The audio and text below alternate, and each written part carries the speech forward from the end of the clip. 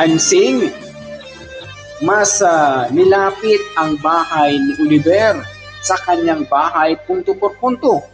Kung may mga idea kayo, reaction, opinion regarding po dun, please comment section below.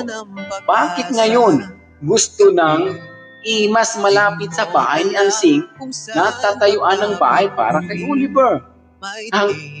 Kumpara natin noon na ayaw ni Ansing na mas malapit sa kanya. Na tayuan ang bahay para kay Oliver punto por punto. Pero ngayon, bakit parang umiba na ang ihip ng hangin ni Ansing na gusto na po ito mas malapit sa kanyang bahay? Kung may mga comment reaction, please comment section below. Alam mo naman natin mga ka-idol ang naging papel ni Ansing sa buhay ni Oliver punto doon hanggang ngayon. Marami naghahaka-haka. Baka ngayon lang yan si Ansing tutulong kay Oliver dahil may nakukuha siya na pera.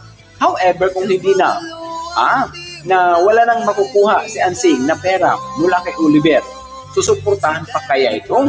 Tutulungan pa kaya ito? Gagabayan pa kaya ito ni Ansing punto por punto? Sa kalaunan ng interview mga kadadis Frankie, doon ang nalaman na may plano pala si Ansing na lumipat kung matapos na ang bahay ni Oliver. Sila ang titira sa bahay ni Oliver at si Oliver titira sa lumang bahay nila. Papayag po ba kayo dyan? O aba-aba? Kung may mga opinion reaction po kayo, please comment section below right now. Ngayon mga kadadis Frankie, maraming naiinis, maraming nagagalit kay Ansing. Even sa pag-layout, sa pagtayo ng bahay. Parang sinasabihan pa niya yung format at manggagawa na dapat pulido-sulido ang paggawa. Dahil nasa isip na pala ni Ansing na sila ang titira nito. Ay aba-aba. Anong klaseng ugali? Mayroon si Ansing. Ito ba talaga na totoo ang pagtulong niya kay Oliver o ginagamit lang si Oliver sa pangangailangan ng kanyang pamilya?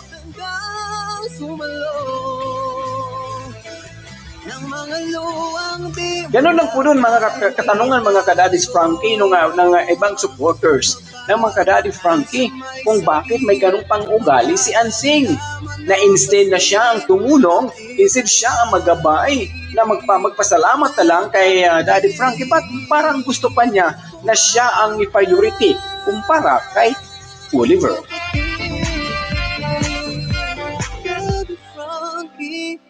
Nandyan sa'yo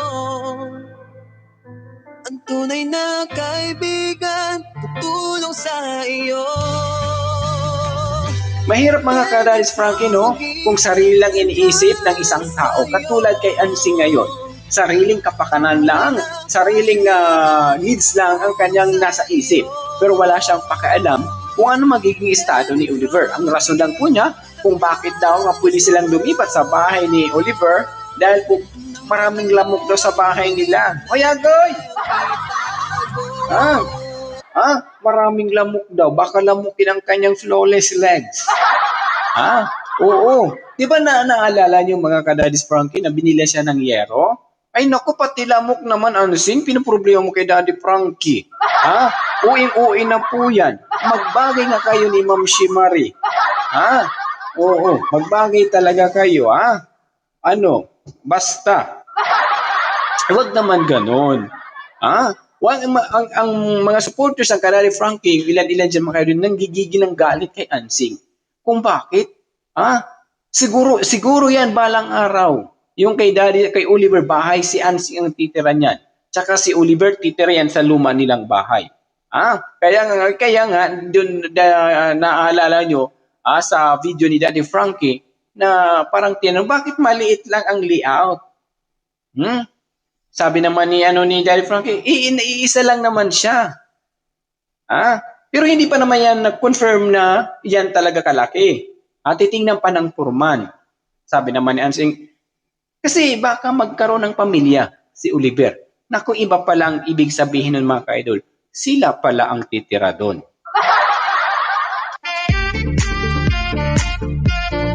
Diba? Kahit naman po sino, however kayo po mga kadadis Frankie, anong mga opinion po niyo regarding po pinapakita ni Ansi ngayon? Tingnan natin kung matapos ang bahay. Baka, doon nga, ang sinasabi ng karamihan, baka ang sa bago, si Ensing, yung sa lumang bahay, si Oliver, kasi malamok daw. Diba? Nasaan doon ang hustisya? Gusto ni Ensing, kung anong meron si Oliver, meron din siya. Yan po ba ay tunay na nagmamahal kay Oliver?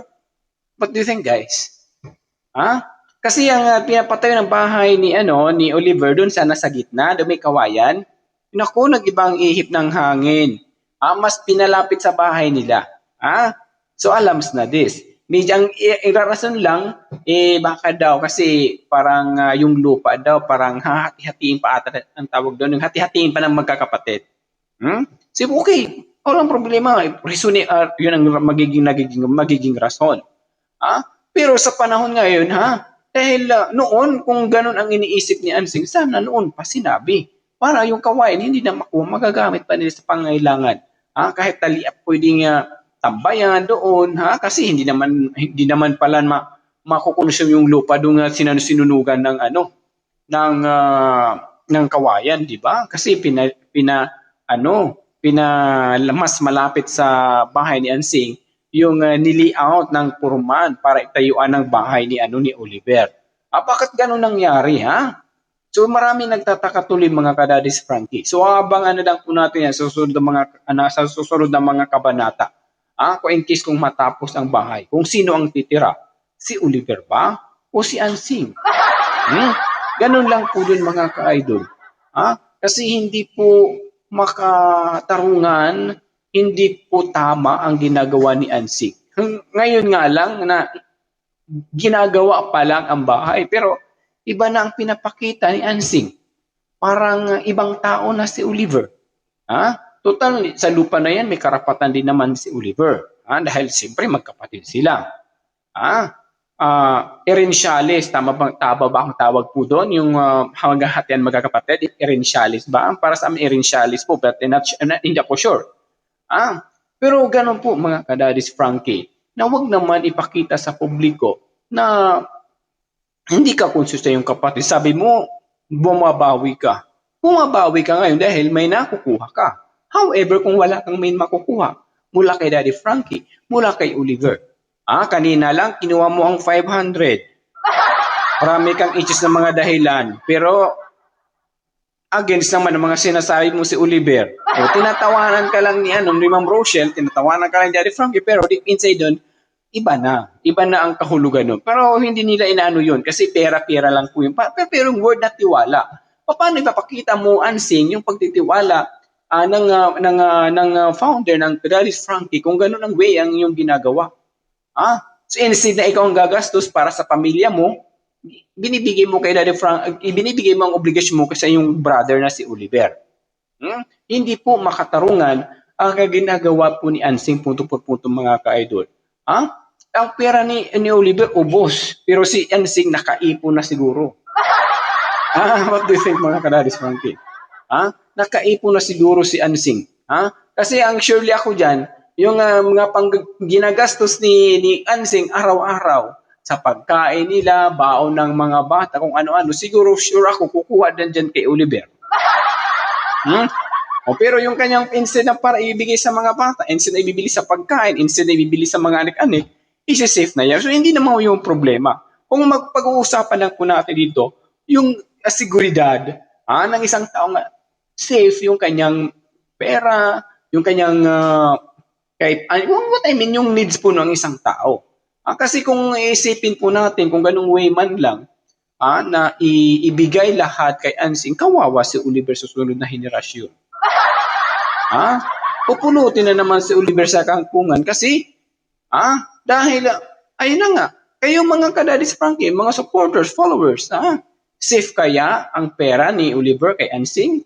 Kasi kinukumpara kasi sila, ibibigay kay Ansing o ibibigay kay JJ. Kasi si JJ may bisyo din eh. Yung hilig mag-inom-inom. So, syempre, pamilya ni Oliver po yun. So, kailangan nasa kanila talaga. However, kung ibigay naman kay Oliver, ang tanong, kaya-kaya ni Oliver mag-independent na even sa kanyang pangailangan, siya na mag-provide, siya na bumili. Total, may pera naman siya. Hindi na idaan doon kay Ansing. Kasi kung idaan pa kay Ansing, nako, pati si 5 centimos, ubos kay Ansing. Ganun lang po ang mangyayari po doon. Mga kadadis Frankie, hindi po makakatulong. Para sa akin lang naman kasi tayo, kanya-kanya naman tayong reaction, opinion regarding po doon sa nakikita natin na kahit ngayon pa nga lang mga ka-idol sa pag-layout, pinapakialaman na ni Ansing yung mga nang gumagawa ng bahay. Lagi niyang dinadahilan para sa kapatid. Para sa kapatid. Para sa kapatid. Pero sa kalaunan, naku, hindi pala sa kapatid. Para pala sa pamilya niya. Ganun lang po dun mga kadadis Frankie.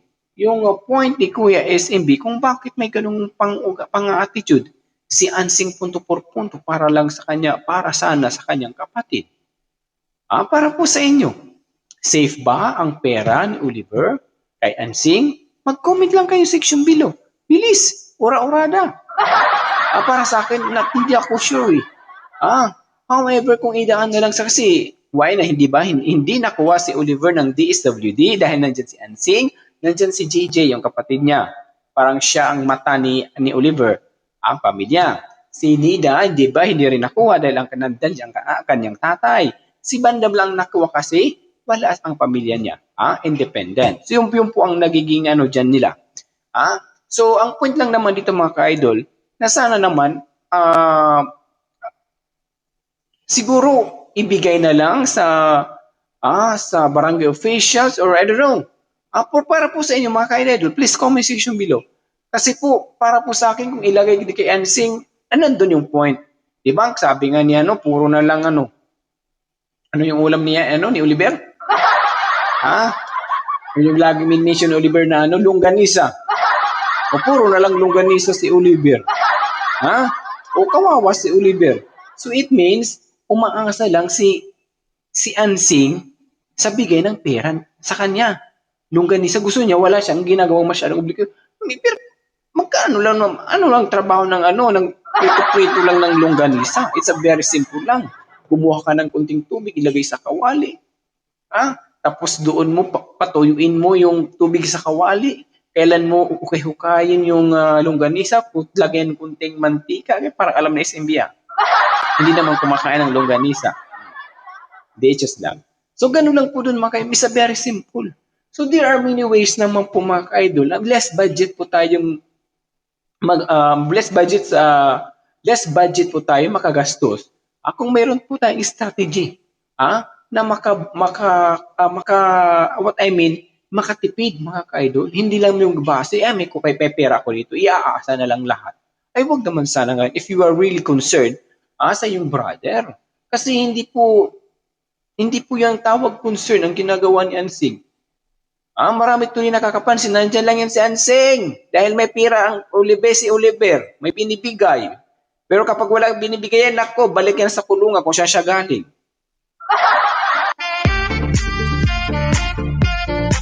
Ganun po tuloy ang mga iba.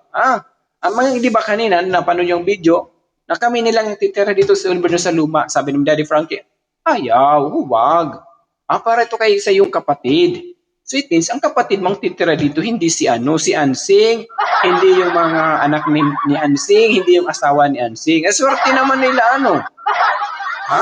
Kaya pala yung palang naging dahilan mga ka-idol kung bakit mas nilapit ni Ansing, na doon tumayo, doon mag-layout sa malapit sa kanya. Dahil may plano pala na balang araw kukunin ng bahay kay Oliver. Agoy, nasaan doon ang hostage yan mga kadadis Frankie?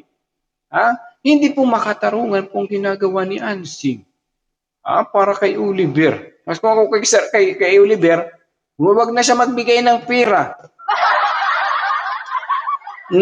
Ewan ko din dyan, kung ewan ko kung saan ang ibang kapatid, bakit dalawa lang, si JJ tsaka si Ansing lang yung laging nasasali sa videos ni Daddy Frankie. Di ko alam kung nandyan din ba yung ibang kapatid or malayo sa kanila.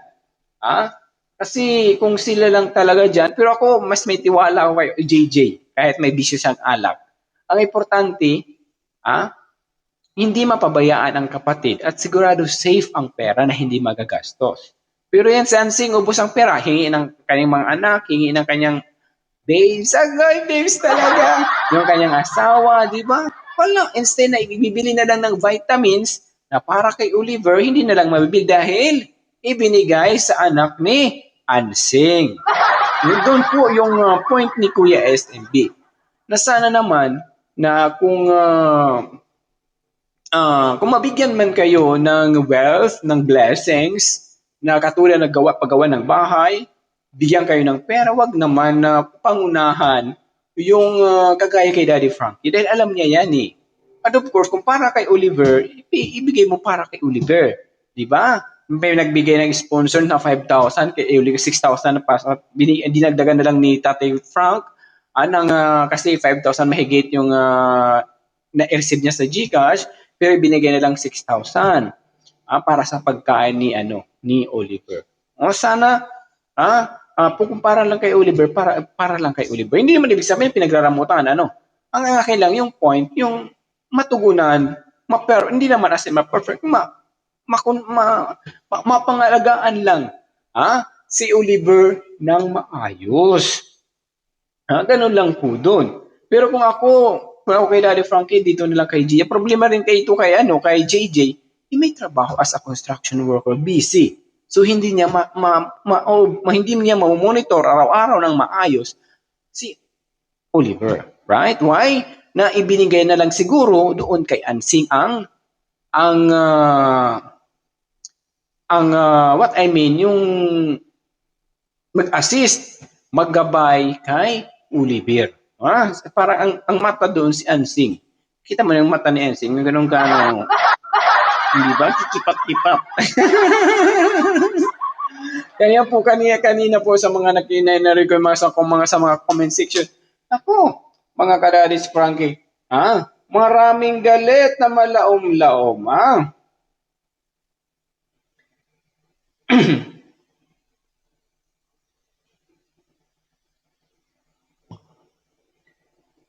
tingnan dito, may mga nag-comment dito mga kadadis Frankie. Bigyan po natin ng hustisya. Hustisya talaga.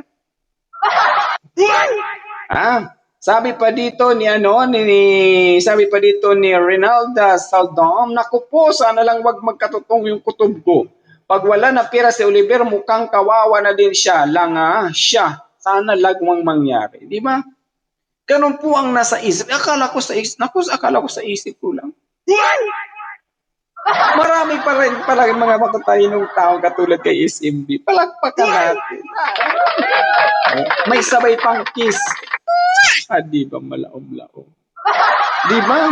Marami nag-like. Ulitin ko Nako. Po, sana lang. Wag magkatotoo ang kutob ko. It means ang kanyang opinion.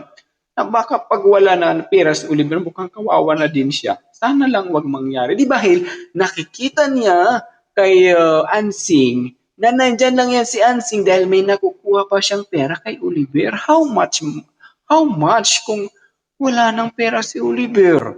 Wala nang Daddy Frankie sa likod ni Oliver. Nandyan pa kaya si Ansing sa likod ni Oliver? Kung may mga ideas, opinion, please comment section below. Ang sabi naman ni Marie, si Ansing talagang sagad sa kapalarang mukha, walang pagbabago.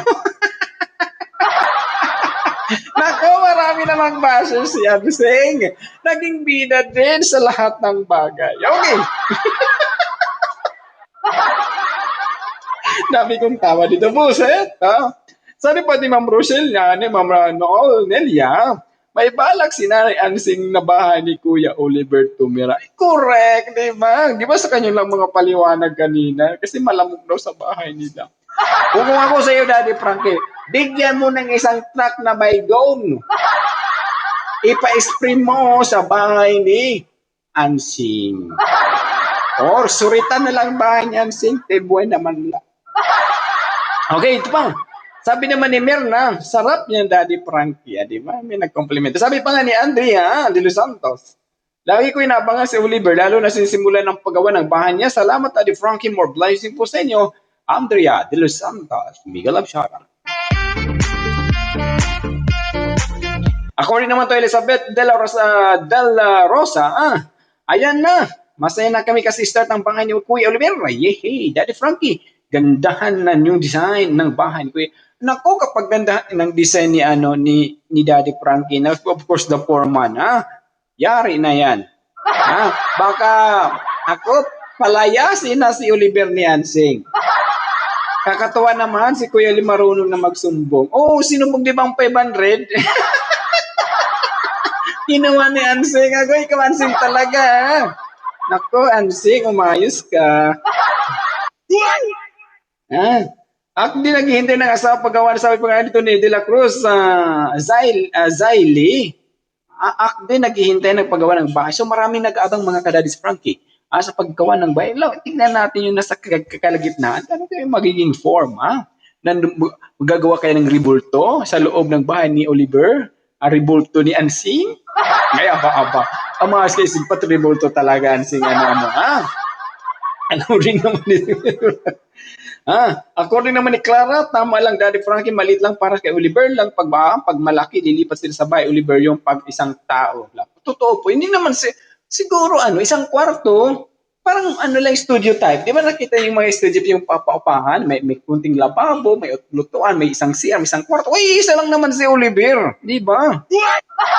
Oo, totoo po. Isa lang naman talaga si Oliver.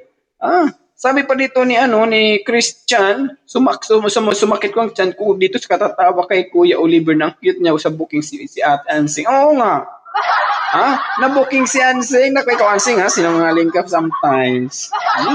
Umayos ka na malaom-laom. Ipapasipsip kita kay Ma'am Shimari. Okay, dito naman po tayo. Kay Rowena. Ay, nakakatawa si Daddy Frankie. Nagkwento-kwento. Hinto pa siya, huwag ka masyado magpakapagod, Daddy Frankie. Di ba tumutulong din si Daddy Frankie, alright? And of course, ito yung pagkakapan, bawas trabaho din sa mga workers po doon. Kahit isang kwarto lang, mag-isa lang naman si Kuya Oliver. Mahalaga, may maayos. Totoo po yun sinasabi ng karamihan, Kahit isang kwarto lang. Totoo. Huwag nang palaki. Kasi kapag palaki ako, baka tumira doon si Ansing. Hindi naman inaayawan na tumira doon, pero wag naman. Pwede matulog isang gabi. Ito iparamdaman lang kay Ansing yung bagong design at na makatulog din si Ansing ng bagong bahay. Alright? Ganun. Okay? So dito naman tayo. 52342. Ito talaga ang pinakaabang-abangan ko ang lahat. Paggawa ng bahay ni Kuya Oliver at talagang inaabangan ko lahat update kay Oliver at dahil din kay Oliver kaya ko nakilala ang Team Daddy Frankie. Totoo po mga kaidol. So, di ba nag-content ako na umusbong, pumutok. Anong pumutok, SMB? Pumutok ang sa charity vlogger ni Daddy Frankie nang dahil kay Oliver. Punto. Yung pong katotohanan ko dyan. Oo. Daddy Frankie, bigyan mo ng cellphone si Oliver para may libangan siya at may isumbong ni Oliver yung mga kablastugan ni Onsing. Ay, mas SMB, wala dyan walang nakakomment ganyan. Nakita ko dito kay Geraldine Acosta. Talaga ba? Totoo. Sana marunong si Oliver maghawak ng cellphone. Baka isang halimbawa lang manghingi si Ansing ng pera pa 1,000. Hello, Daddy. Nandito na naman si yung sister ko nanghihingi ng 1,000. Isang salita lang ni Oliver, marami ng paliwanag si Ansing. Dito naman tayo. Mercy Gutierrez, Ansing, huwag ka na makialam sa design, leave it to the point. Pinapakialaman kasi ni Ansing yung mga design, Kasi binigyan naman siya ng karapatan din. Sa iba sabi na, di pa ikaw na bahala sa lahat-lahat dito sa pag-assist sa mga nagtatrabaho. Alright? So, lang natin po yun. Importante nandun si Ansing, may kontrabida. Just lang. Kababa, according naman ni Kabayan, God bless po Daddy Frank at Aling Rochelle. Lagi po ako late sa primer dahil sa paggabi din work ko. Kaya reply na lang po ako. God bless po. According to Kabayano Sap. Okay? Dito naman, Anse, nakakainis. Hindi ka makapag-antay matapos ang bahay ni Kuya Oliver. Oo, ito nga. O baka may sumpong, baka may maano dyan ng mga panday, na ang tawag doon, na mahampas ka tuloy ng pala. Kaya wag masyadong kulitin yung mga workers doon, Ansing, baka mahampas ka ng pala. Anak ko rin naman Timothy saya, tapos nang umpisa ni Ansing, maawa ka kay Oliver, wag mong sangkinin, pati bahay na angkin din. Nasa maraming comment dito mga ka-idol, 100,000. Ayan sa mga kadadis Frankie, sa mga bagong pasok sa please don't forget to subscribe to YouTube channel Kuya SMB Vlog atin so. Napatawa naman ako doon sa palit daw sila kapag magandang bahay ni Oliver according to Seralina Di Guzman, di ba? So ayan po mga kadadis Frankie, at least na-update po natin, aabangan po natin araw-araw mga kadadis Frankie. Kasi yan nandan dyan si Ansing, hindi yan mga ulak ko, ubos ang pera talaga mga ka-idol. Ang importante, natayuan na ng bahay. Marami ang natuwa na tinayuan na ng bahay si Oliver, di ba? Anong sinabi ni Daddy Frankie? Kung ano ang nabitawan ko, gagawin ko, di ba? Yun ang dapat, pursigido, may malasakit na pagtulong, hindi katulad ng iba dyan, na feeling nagtulong-tulong, nako, binubudol pala. Pero si Daddy Frankie is the best of the best chartered vlogger in the Republic of the Philippines. Pero ngayon, basta nasa inyo na po ang kamay to share, like the videos. Don't skip ads of Daddy Frankie. Of course, Kuya SMB din. Makatulong-tulong lang din naman and of course, para mabigyan ng hustisya ang aking channel, Kuya SMB Vlog. And of course, kay Ma'am Rochelle, yung asawa niya na malamlong, mega love shoutout. The Pure Heart, Ma'am Michelle, mag-ingat-ingat kayo lagi, And of course, mga Pure Heart and Tikra, Daddy Frankie, supporters, sponsors, Mega love, isama na natin ang Tikram community. Mega love shoutout po sa inyo. Magkaisa, magtulungan, maging solido at pulido, ang community ni Daddy Frankie, nakatulong nyo, kaagapay nyo, punto por punto. Hanggang sa muli. Again, this is Kuya SMB para sigurado punto por punto. Na pack and full. No full. Have a good day, bro. Ingat, best. Mabuhay po kayong lahat.